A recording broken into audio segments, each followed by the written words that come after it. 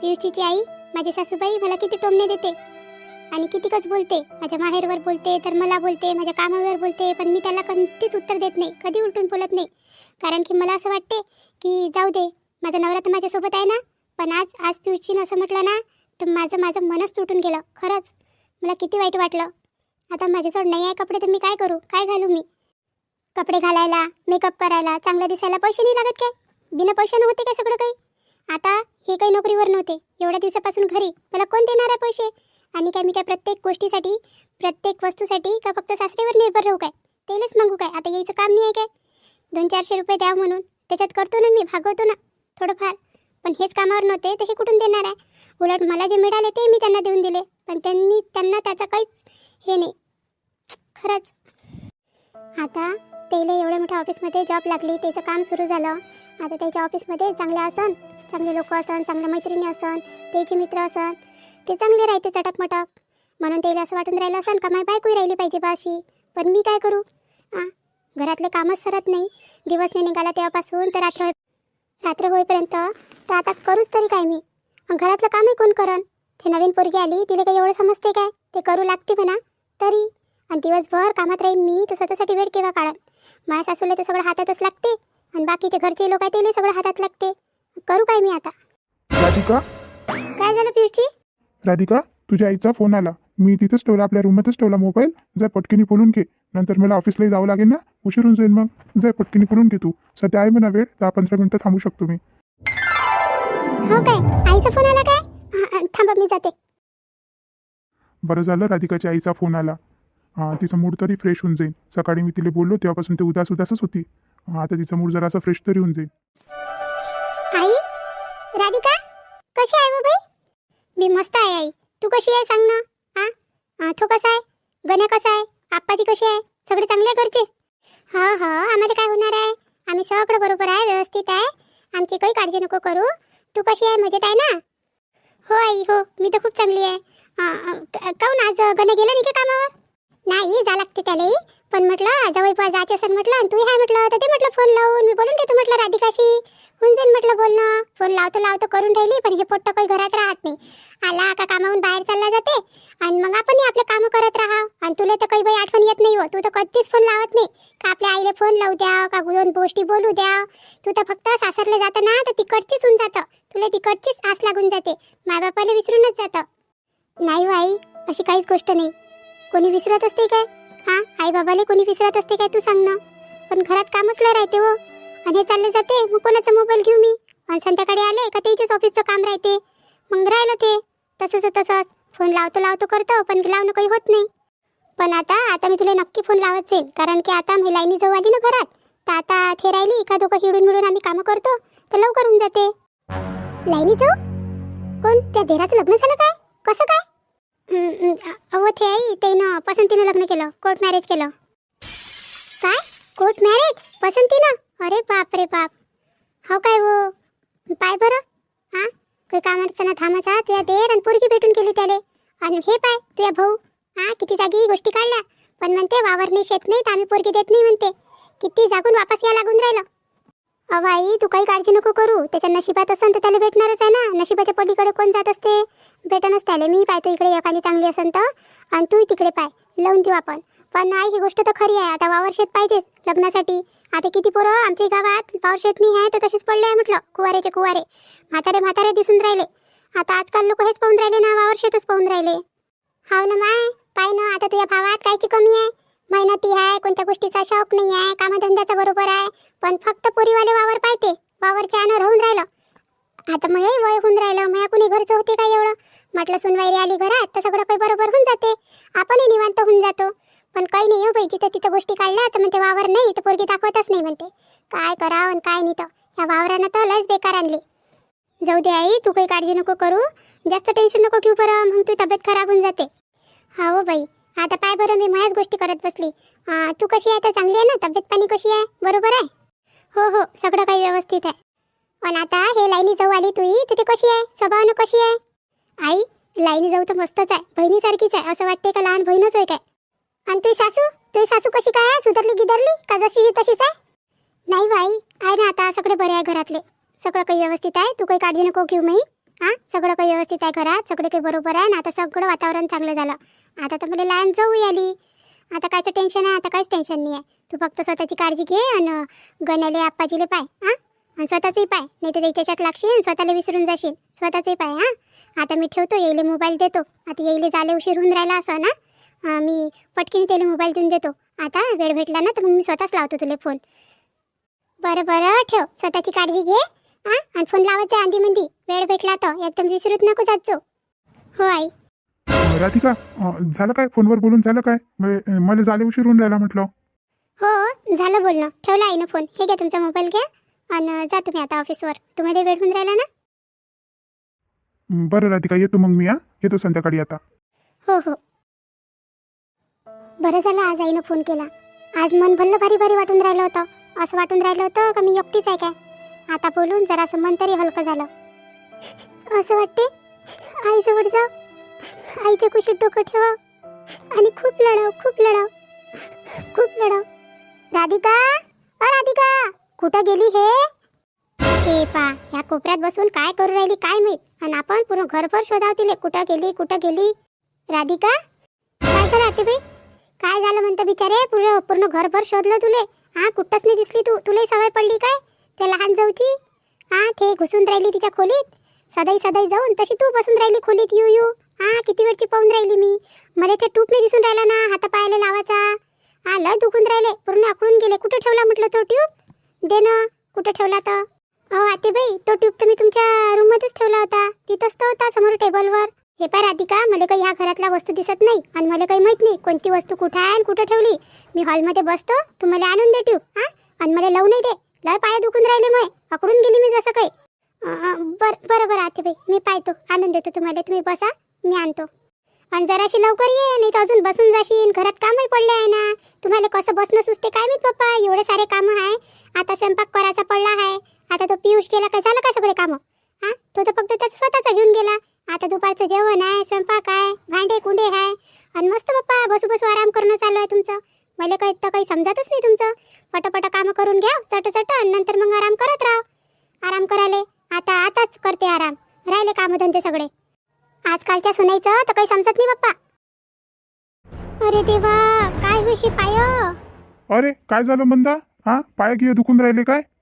अहो पिंट्याचे बाबा, पाय दुखून राहिले आणि पोटही अकडून गेलं. काय माहित काय होऊन राहिलं काय नाही. आणि ह्या राधिकाले किती वेळचं म्हटलं का ट्यूब आणून दे आणि जरासा लावून दे म्हणून. तर ते गेली तर तिकडची सून गेली. पहिले खोलीत बसली होती आणि आता काय माहित कुठं गायब झाली. तर याचा काही पत्ताच नाही दिसून राहिला तिचा. आणि ते लाईनी तर दिसलीच नाही आज सकाळपासून. ते झोपलीच आहे का उठली का नाही उठली हां. दोघं बसले जाय वाटते खोलीत. बाहेर नाही निघाली ना काही नाही. काही लाजा शर्मा राहिलाच नाही आता. जाऊ दे, तू काही तेवढं टेन्शन नको घेत जाऊ बरं पोरा बाराचं हां. एवढं खोल घराण्यात नाही पडावं आपण. आपलं जेवण खाऊन करावं आणि बाहेरचा रस्ता पाहाव. नाही काही जमलं तर. आणि हे काय नाही दुखून राहिले तू हे पाय. कुठे गेली होती काय तू? नाही ना व, कुठं गेली. घरातच तर होती. आता तर बाहेरही नाही गेली मी. सकाळपासून तर बाहेरही नाही निघाली. मंदा, तुला एक गोष्ट सांगू काय? जराशी चालफिर करत जाय ना हां. इथचा गडवा तिथंही नाही उचलत तू. ते बसल्या राहिल्यानं नाही काय, ते सारं पोट अकडून राहिलं आणि पाय दुखून राहिले. जराशी चालफिर करत जाय. मी तुला एक नाही 10 वेळा म्हणतो का तुझ्यासाठीच चांगलं आहे ते हां. नुसती बसली राहते ना, त्यानं सारं तुझं अंग ते जाम झाल्यासारखं झालं म्हटलं. जावं, तुम्हाला काही बोललं का? बस तुम्हाला त्याच्यावरच येऊन जाते. काम करायचं आहे. दोघं दोन सुना आहे घरात आणि कायले काम करावं लागते हां. केलं काम जेवढं करायचं होतं तेवढं. आता नाही करत काही काम घेऊन. आता बसूनच खातो. आणि तुम्हाला नाही म्हणून राहिली काही मी हां. पोरं कायच्यासाठी केले होते पैदा? याच्यासाठी केले होते का? काम करायसाठी आल्या आता सुना पाहतेत त्या. आणि तुम्ही काही काळजी नका करू एवढी. पण हे राधिका कुठे गेली काय मी अजूनपर्यंत टूप नाही आणला ना काही नाही आणला. जाऊ दे बा, काही खरं नाही आहे तुझं. तुझ्यासोबत बोललं म्हणजे गोट्यासमोर डोकं आपट नाही. चल मी चाललो आता बाहेर. काय करू इथं त्या गोष्टी ऐकू काय? चवाच्या ना धवाच्या. हो, माझ्या गोष्टी चवाच्या ना धवाच्या राहते. बाहेरल्या पतीच्या गोष्टी राहते आहे ना. तसंही तुम्हाला हे बोलणं कुठेच आवडते. मग बोलणं तर तुम्हाला काट्यासारखं रुताले. हाय काय घरात कोणी? अरे वहिनी या ना. घरात येऊन जाते आणि मग म्हणते घरात आहे काय? कोण दिसून नाही राहिलं काय यायले? एवढे सारे जण घरात आहेत. वहिनी बसा ना. अरे मोठी आई, बसा ना बसा. मी पाणी आणतो तुमच्यासाठी. नाही, मी चहा पाणी काही प्याले नाही आली इथं. मी विचारायला आली. विचाराले? काऊन काय झालं वहिनी? काही झालं काय? काऊन भाऊजी, तुम्हाला काही माहीतच नाही काय? तुम्ही तर असे बोलून राहिले काही तुमच्या घरी काही झालंच नाही.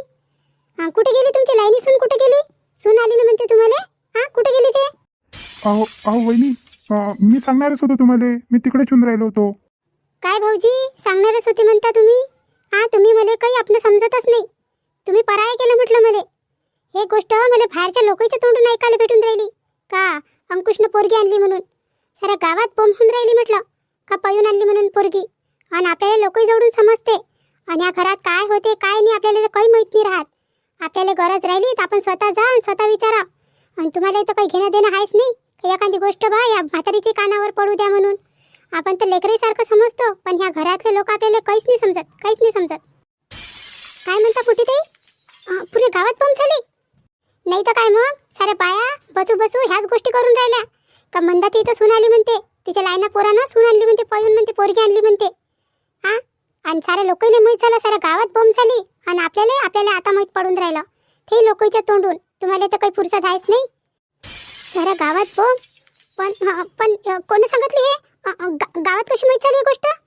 अहो मंदा, अशा गोष्टी लपत असते काय? एक वेळा झालेली एक वेळा झालेली गोष्ट लपत असते काय? ते तर गोष्ट माहीतच होणार आहे ना साऱ्या गावाले. पण ते जाऊ द्या, आता झालं ते झालं. आता तुम्ही तर मला काही आपलं समजत नाही ना. जाऊ द्या आता, त्या बाऱ्यात काही बोलण्यात काही अर्थ नाही. कुठे गेली तर लाईनी सून, कुठे गेली आणि पोरगं कुठे गेलं लाईनं? अहो वहिनी, माफ करा. आता घरात एवढं काही चालू होतं, त्या दगदगीत तुम्हाला बोलणंच विसरून गेलो. आणि घरात असतं किती चालू होतं, घरचं किती टेन्शन होतं. या पोरानं असा कदम उचलून घेतला. आता त्याचं शिक्षण, त्याचं नोकरी पाणी, किती विचार केला होता, किती स्वप्न पाहिले होते. त्या पोरानं सगळं मातीत टाकून दिले. आणि आता एवढा मोठा कदम उचलला तर त्याला तर हे करावंच लागेल ना आपल्याला. आपण कसं सोडणार आहे लेकरीले? मी त्याच्यातच होतो. नाही तर असं होऊ शकते काय का एवढी मोठी गोष्ट होईल आणि तुम्हाला सांगणार नाही? घरचंच एवढं राहते का डोक्याच्या बाहेर चाललं जाते. काय सांगू तुम्हाला? आता तुम्हाला सांगा तर तुम्हाला टेन्शन येईल. म्हणून स्वतःचं टेन्शन स्वतःजवळच राहू द्या लागते. जाऊ द्या, आता झाली आमची गलती, आम्हाला क्षमा करा. बाई राधिका कुठे गेली? पूनम आणि अंकुश आहे का घरात? हो मामाजी, अंदरच आहे ना, त्याच्या खोलीतच असन. कोणते काम आहे आता त्याले? एवढा मोठा कदम उचलून घेतला, साऱ्या गावात बॉम्ब करून ठेवून दिली. आणि आता बसून राहिले एका खोलीत जाऊन. सारं गाव त्याच्या गोष्टी करून राहिलं. आणि ते नवीन सुनई आली, तिला काही एवढी अक्कल नाही आहे. सकाळपासून दिसली नाही ते काय करून राहिली काय नाही, तर खोलीच्या बाहेर निघालीच नाही. जाय बरं राधिका, आण बरं त्याला बोलून आण त्याला. मला मोठी आई आली म्हणा. हो हो हो आत्तेबाई. नाही काही नाही बोलवा लागत. आम्हीच येऊन गेलो. आम्हाला मोठ्या आईचा आवाज आला तर म्हटलं मोठी आई आली, म्हटलं तर आम्ही चालू भेटायला. असं आली मोठी आई तर भेटायला आले, आणि नाही आली असती तर नाही आले असते, है ना? माझ्या घरी आले तुम्हाला काय होते? एवढं मोठं काम केलं ते. आणि काही मोठ्या आईच्या कानावर काही टाकन का काही बोलन? काहीच नाही. तुम्हाला काही लेणं देणं नाही आहे ना मोठ्या आईचं? नाही ना मोठ्या आई, असं काही नाही. अरे अंकुश, पुन्हा पाया लागा ना मोठ्या आईच्या, आशीर्वाद तर घ्या. हो हो हो हो बाबा, हो. नमस्कार मोठी आई. सदा सौभाग्यवती भाव. उठा आता, उठा. झालं असं पाया लागणं. सरळ व्हा बरं. माय बाई, पोरगी तर मोठी साजरी आणली रे त्या. सून तर मोठीच साजरी आहे. पाहाले गियाले मस्त आहे सून. पण बाई, मैंने एका रागाच्या भरात तुला द्याले काही पैसे गिशे नाही आणले माय. आता दुसऱ्या वेळेस येईन ना तर मग नक्कीच आणन, त्यासाठी काही ना काही घेऊन येईन मी. आता म्हटलं एवढं मोठं काम केलं येईन, लग्न मग करून घेतलं आणि मला काही म्हटलंच नाही, माझ्या कानावर काही गोष्ट टाकलीच नाही. तर माझ्या मनात ते गोष्ट होती ना, आता मला ते सांगायची होती. थोडसा राग आला होता म्हणा मला. पण आता एवढी चांगली सून पाहिली ना तर राग पटकीने चालला गेला. आपल्या राधिकासारखीच दिसून राहिली आहे ना म्हणता? राधिकासारखीच आहे पाहाले, मस्त साजरी. हो, त्याच्यात तर काही हे नाही. दोन्ही सुना साजराच आहे पाहाले. पण गुणही साजरे पाहिजे ना. पाहाले साजरे राहिल्यानं होऊन जाते काय? गुण नाही वाटत मला. राधिकासारखे आहे म्हणून हिच्या अंगात 2 दिवसात तर ओळखू येऊन गेली हे कशी आहे आणि कशी नाही. बाई राधिका, चहा घ्या कर न. मोठी आई आली तर चहा घ्या कर. गेला तिचा राग आता सून पाहिली ते न गेला राग. आणि तू चहा घ्या आण माय. हो हो हो मामाजी, आताच आणते. ताई, मी पण येतो तुमच्यासोबत. चला. तर पहा मंडळी, ते म्हणते ना, अंत भला तो सब भला. आता मोठ्या आईला किती राग होता या अंकुश भाऊजीनं आणि ह्या पूनमनं असं केलं तर. आता त्याचंही मन आहे, शेवटी त्या घरच्या सदस्य आहे ना, त्याचं मन तर दुखणारच आहे ना. पण जाऊ द्या, झालं ना सगळं काही बरोबर झालं. आता आपण चाललो त्याच्यासाठी चहा बनवासाठी. पण त्या अगोदर आपल्या माय बहिणीचे सगळेचे नावं घेऊन घेऊ. आणि नंतर चहा बनवून आणतो. बरं, मग चला आपण सुरुवात करू. पण त्या अगोदर तुम्हाला जर आमचे हे व्हिडिओ आवडत असेल तर प्लीज लाईक करा, शेअर करा आणि सबस्क्राईब नक्कीच करा. आणि हायपही द्या. आता आपण सगळेचे नावं घेऊ. अभि, वैशालीताई, इंगडे, सुजाताताई, ढेरे, ललिताताई, भरडे, प्राचीताई, मुळे, संभाजीनगर, शुभदाताई, गोठणकर, डोंबिवली, वेस्ट मुंबई, गिरीश बोडखे. मराठी लताताई, ज्योतिताई पोचलवार, मानेवाडा, नागपूर. मनीषाताई फोंदके, प्रांजलीताई हसवार, चंदाताई उमरकर, नागपूर. निर्मलाताई रघुवंशी, बल्लारपूर. प्रियंकाताई वानखडे. तर यांचे खूप खूप खूप मनापासून धन्यवाद. आता आजचा एपिसोड इथपर्यंतच. आता आपण भेटू उद्या 9:30 वाजता सकाळी. तेव्हापर्यंत तुमच्या राधिकाला रजा द्या.